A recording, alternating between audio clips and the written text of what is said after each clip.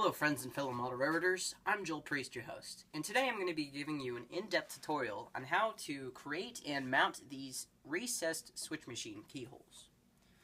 The reason why we like to do this on our layout is because you don't want to have switches sticking out on the fascia where people can run by them on the lower level and break them off, and it also kind of looks a little ugly because we would like to have a flush surface here. So the material we use for our fascia and switch plates is masonite. Sheet masonite comes in a 4x8 sheet. We just get it at Home Depot or whatever. So you want to cut your pieces into about 3.5 squares. And then once you're done with that, you find the center and drill about a 1/4 inch hole. This is so the switch can be mounted through.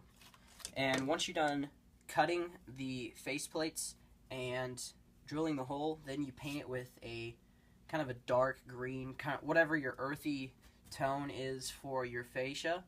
And then once you're done with that, you go into the shop and mount the switches here like this. Okay, so once you have painted your fascia faceplate, that's a tongue twister, you can then mount your double throw, double pull switch. Don't tighten it too tight though, because as I have learned from experience, if you tighten it too tight, you will end up with this situation. It'll break it off. So do not do that. Once you've mounted it, you then move on to the next step of soldering the two 330 ohm 1 watt resistors and two leads that tie into the 12 volt bus. The reason why you want to use 1 watt resistors is because if you use the half watts, they will burn up if your faceplate or the switch is too close to the power supply, because there's more wattage near the power supply and the wattage kind of tapers off towards the end of your bus, 12 volt bus. I've learned this the hard way, burned a couple of half watt resistors up when they were near the power supply. So from now on, I use 1 watt 330 ohm resistors. This allows the tortoise switch machine to move pretty fast, and it knocks the wattage down so it doesn't burn the electronics up. So as you can see, just tie two of the leads together on one side and trim to about there. And then you take your wire cutters again, kind of trim off the leads halfway on the other side.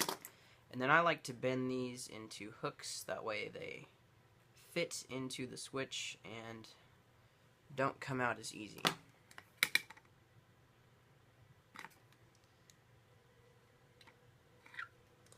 Then take some solder and solder them up.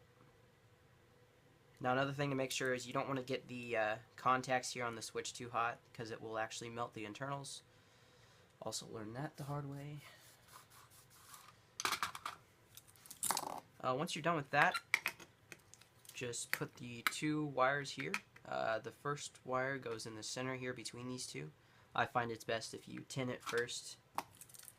Tin your yellow wire and stick it on there, and then the other wire, once you've tinned it, stick it onto here. Then when you're on the layout, once you've mounted your tortoise switch machine, you should have these two yellow wires here, and they go on either side of the resistor right here. So one goes here and one goes here, and this allows your switch to move between two different switch points. And these two wires go into the 12 volt bus, and it does not matter which one is positive or negative. That's why we both have them yellow.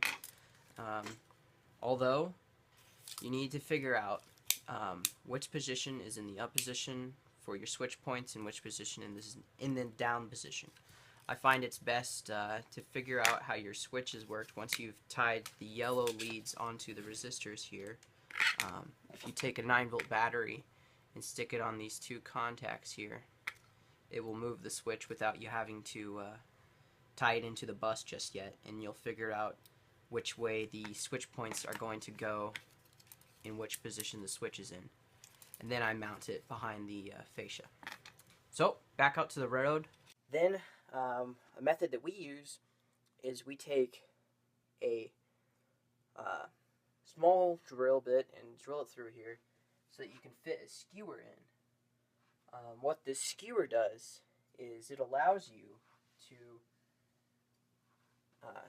drill a hole into the center of this, and then drill a hole wherever you want your center of your faceplate to go, and you stick it behind and stick the skewer in there, and it centers them up. Then once you're done with that, you just take some glue, put it on here, and stick it on. Then use C-clamps. You just clamp it on there and wait for it to dry. Once it's dry, then you can take your doorknob hole saw and then just line up the center drill bit through here and drill away. If you're in a little more finished area on your layout, you need to see if there's any wires back there that you can cut through. And once you're done with that, you should have a perfectly centered hole. To get that rounded finished edge that we like, we take a 1/4 round router bit and route this hole.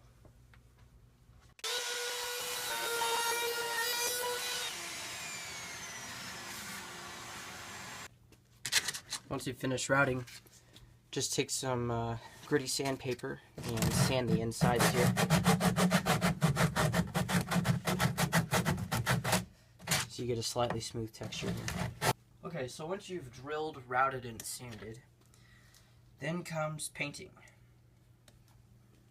So you just take a small brush of the same fascia color that you already have, just kind of coat the whole entire area that you've been working on. Well, once you've wired the switch and painted your hole, you then just need to take some super glue and kind of hit the 4 corners here. Quickly hit it with the accelerator to get it to dry faster, and center your switch up in the hole and place it in there. Well, I hope you liked my video today. If you enjoyed it, don't forget to hit the like button, and if you want to see more videos like this, hit the little red subscribe button down below. See you in the next video.